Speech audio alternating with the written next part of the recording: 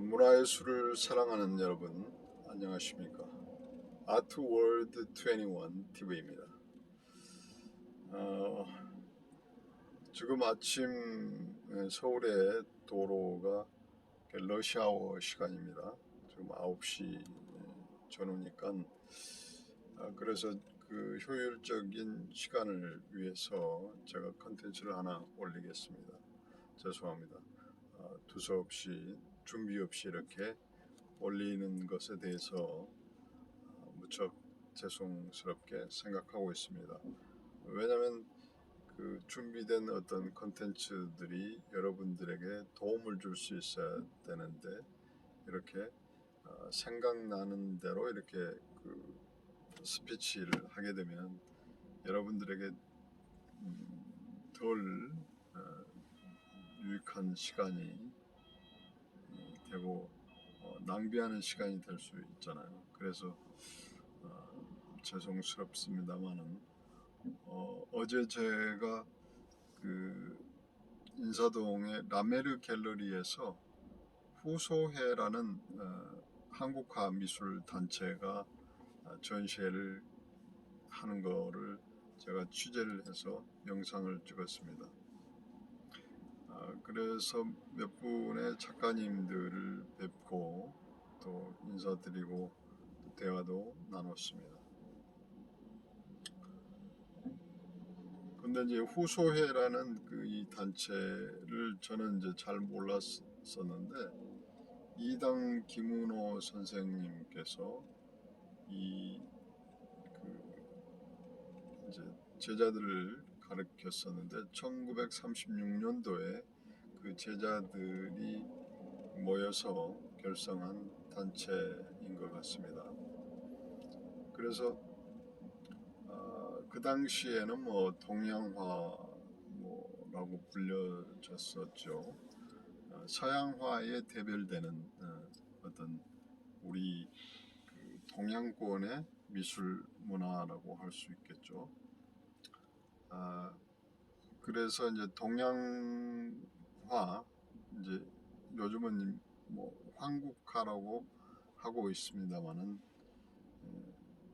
뭐 이제 그 한국화니 동양화니 또 서양화니 그런 구분 자체가 이제 지금 모호한 시대가 되었습니다만은 그러함에도 불구하고 우리 동양권의 미술 문화는 서양 미술사와 아주 그 구분되는 확연히 구분되는 아이덴티티가 있죠. 그래서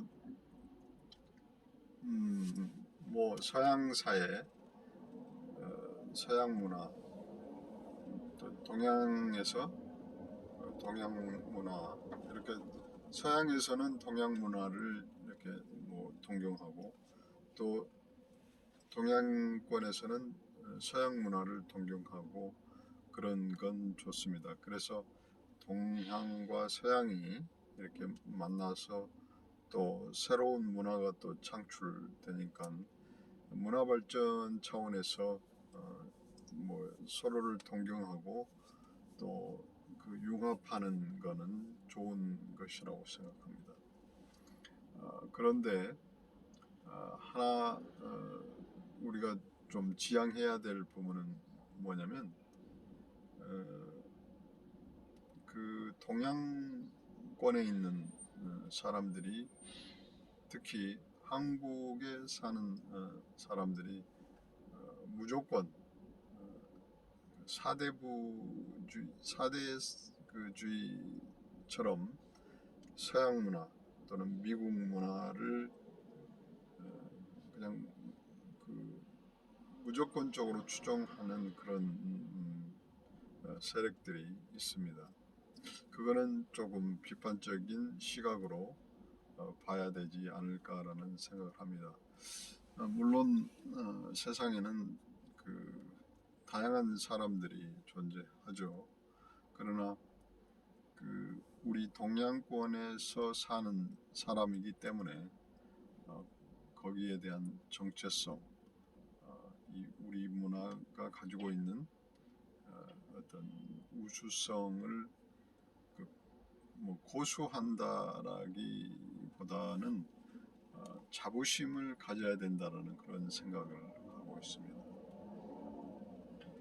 그래서 이제 제가 후소회의 그런 그 활동이나 작품 상황들을 보고 우리나라 그 미술 문화, 한국 문화가 어떤 희망이 있구나라는 생각을 했습니다.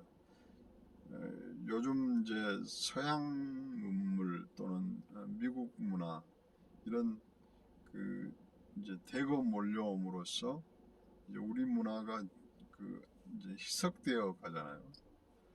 그러니까 우리 문화가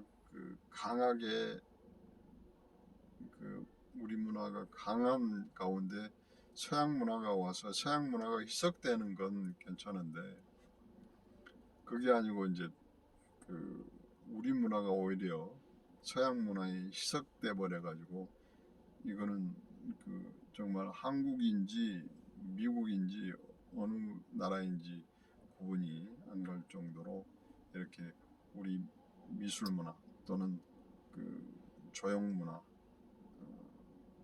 이제 어떤 정신 문화까지도 이제 여러 가지 희석되는 경우가 많습니다. 그런 의미에서 볼 때 후소회의 활동은 대단히 우리의 미술 문화의 어떤 정수를 지키는 단체가 아닌가라고 생각을 했습니다. 저는 우리 동양 문화의 정수가 무엇인가를 곰곰이 생각한 적이 있었어요. 그런데 우리 동양 문화권의 정수가 무엇인지를 제가 이제 알게 됐는데 그것이 뭐냐면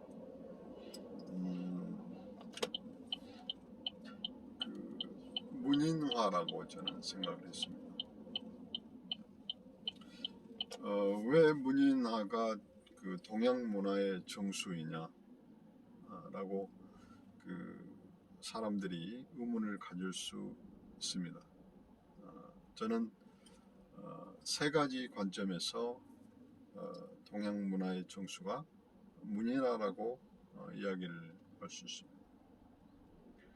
문인화 또는 수묵화, 더 나아가서는 동양화, 이제 좁은 의미로 한국화라고 봤을 때 이 동양 문화의 정수인 이 문인화의 세 가지 중요한 요소는 뭐냐면 첫째는 종이입니다. 종이.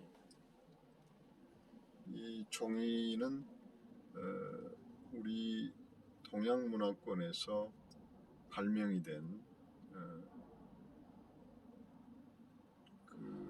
위대한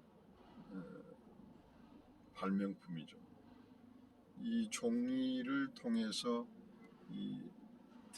전 세계, 전 인류의 문명사가 바뀌었습니다. 뭐 이제 문자를 기록하고 또 역사를 기록하고 그림을 그리는 재료로서 뭐 여러 가지 판들이 있었고 또 나무판이 있었고 파피루스 뭐 양피 가죽이니 뭐 이런 곳에 많이 그림을 그리거나 글을 쓰거나 또 기록물을 남기곤 했었죠. 그런데 종이의 발명은 그런 인류의 어떤 정신, 인류의 문화, 인류의 어떤 역사를 기록하는데 또 표현하는데 아주 좋은 재료가 된 것이죠. 아주 용이한. 그래서 이 종이의 발명으로부터 이 세계 문명사가 완전히 그 이제 발전 속도가 엄청 빨라지게 된 것이죠. 그래서 저는 이 종이의 발명이야말로 위대한 발명 중에 하나라고 생각을 합니다. 또 한 가지는 뭐냐면 붓입니다. 붓. 그 동양의 붓은 그 서양의 붓과는 조금 다릅니다. 서양의 붓은 이렇게 그 평평합니다. 평붓이죠. 그런데 이제 동양의 붓은 그 큰 것이든 작은 것이든 이렇게 뾰족합니다. 중앙은 몽퉁하고 끝은 뾰족합니다.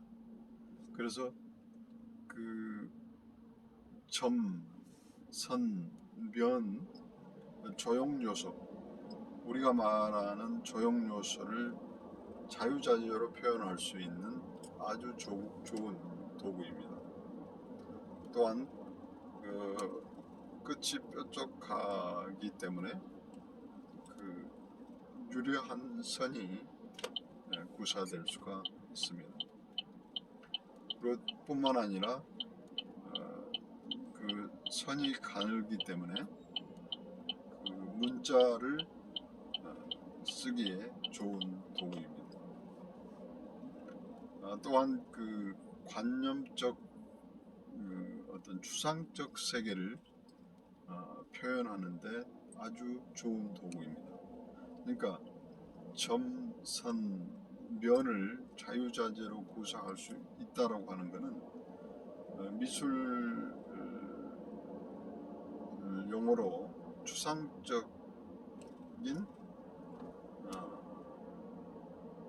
어떤 세계를 구현하는데 아주 용이한 도구입니다. 그래서 서양의 붓은 평평하고 동양의 붓은 이렇게 뾰족한데 그 어떤 물질사적인 그 문명사적인 관점에서 보면 여러 가지 좀 차원이 다르다고 볼 수 있는데 이 서양의 붓은 일종의 그 표면을 그리기에 아주 좋은 도구입니다. 그러니까 물질이나 물체 또는 사물의 어떤 겉표면을 그려내기에 아주 좋은 도구죠. 반면에 동양의 붓은 뾰족하기 때문에 이 관념적 세계 또는 추상적 세계를 표현하는데 좋은 도구라고 할 수 있습니다. 이제 문자를 기록하거나 관점적, 추상적 점선면을 통해서 4차원의 그런 세계, 관념적 세계, 추상적 세계를 구현하는데 아주 좋은 도구라고 할 수 있습니다. 이것이 바로 동양에서 만들어진 동양의 붓이잖아요.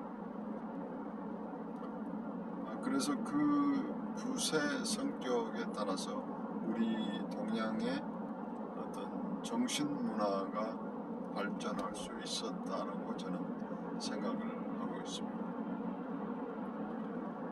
세 번째는 뭐냐면 먹입니다.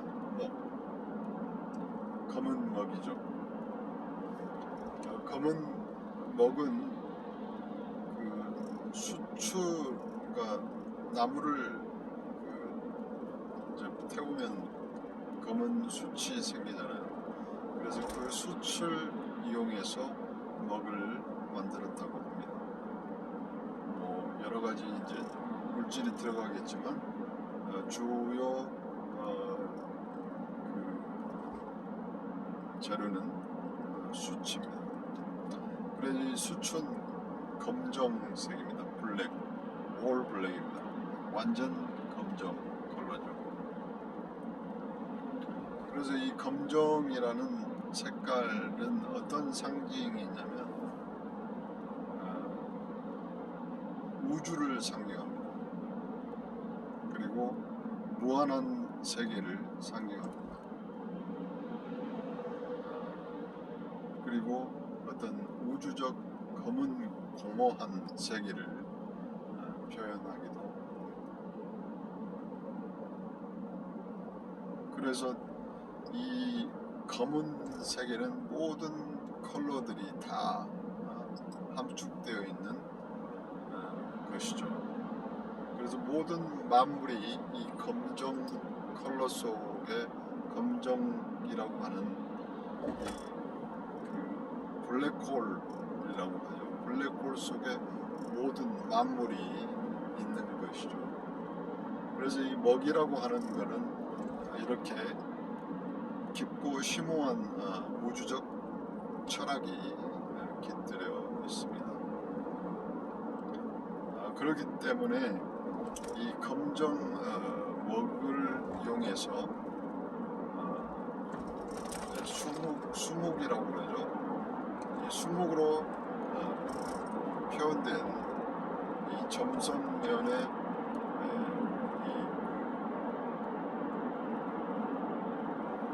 조형세계,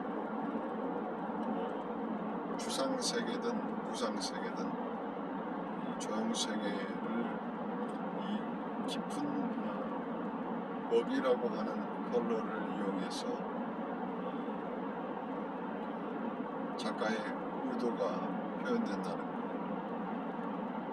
이것이 중요한 요소라고 할 수 있습니다. 제가 이제 우리 동양 문화의 정수인 이 세 가지 발명품으로 이 세 가지 발명품으로 이제 문인화를 하잖아요. 그러니까 문인화라는 게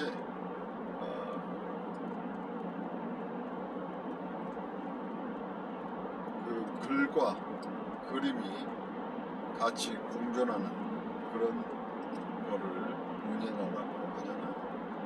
그래서 그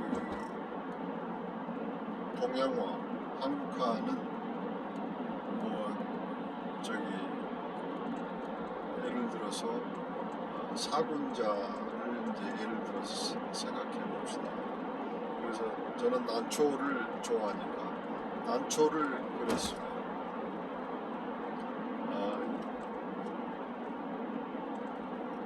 종이 하얀 백지 위에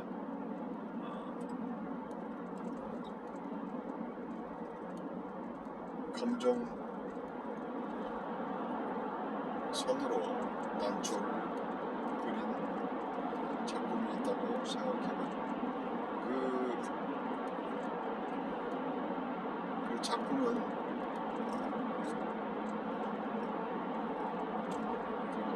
여백이라고 하는 허공을 가로지르며 또는 여백 공간에 휘날리며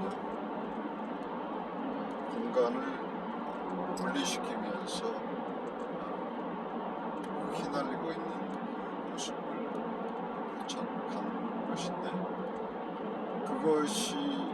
그것 자체가 정신적인 세계를 구현한 것이죠. 그런데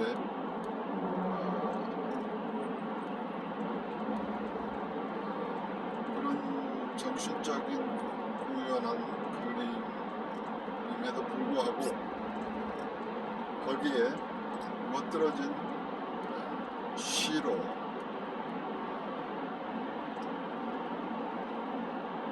글을 써서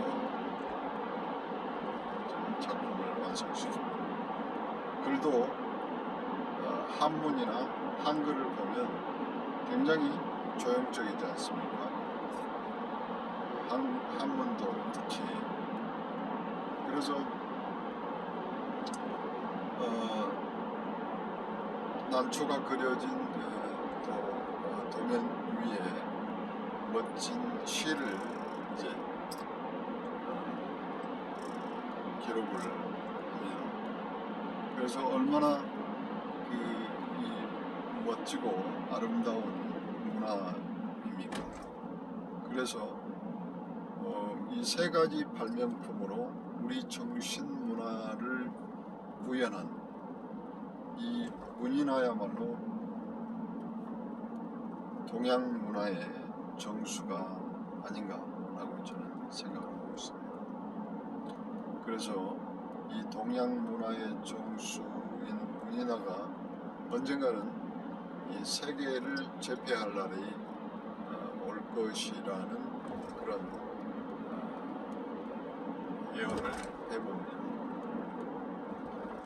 그래서 이제 서구 문물에 밀려서 이제 동양화 또는 문인화가 이제 많은 대중들로부터 조금 이렇게 소외받는 느낌이 있는데 이제 그런 분위기가 이제 반전되어서 언젠가는 문인화, 동양화가 새로운 문화 코드로 문화 유행으로 번지게 될 것이라고 저는 생각하고 있습니다. 그날이 반드시 옵니다. 그래서 여러분 버려진 이렇게 문이나 족자나 또는 병품 또 동양화 이런 것들을 대수롭게 생각하지 마시기 바랍니다. 얼마나 동양화, 한국화, 문인화의 작품들을 유심히 바라보면 얼마나 멋지고 아름다운 작품입니다. 여백이 살아있고 또 기운 생동함이 넘쳐나는 이 그림이야말로 진정한 예술 작품이 아닌가 생각합니다. 여러분, 제가 후소회 단체에서 전시회를 보고 이것이다 라고 하는 우리 미술 문화의 발전 가능성을 보아서 기분이 좋았습니다. 이제 여러분들도 우리 한국 미술 문화를 사랑해 주시기를 부탁드립니다. 이렇게 두서없이 느릿느릿한 말로 이제 이야기를 꺼냈습니다만 지금까지 들어주셔서 감사드립니다.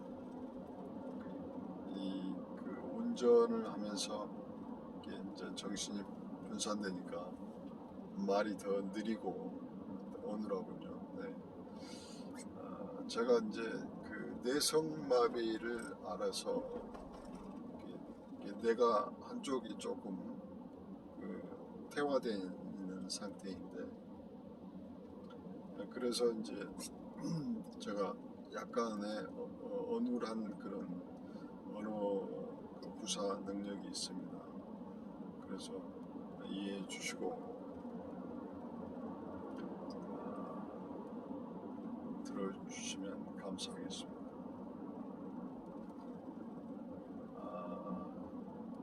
끝으로 구독과 좋아요를 눌러주시면 좋은 컨텐츠로 방송을 해나가는데 도움이 될 것이라고 생각합니다. 감사합니다.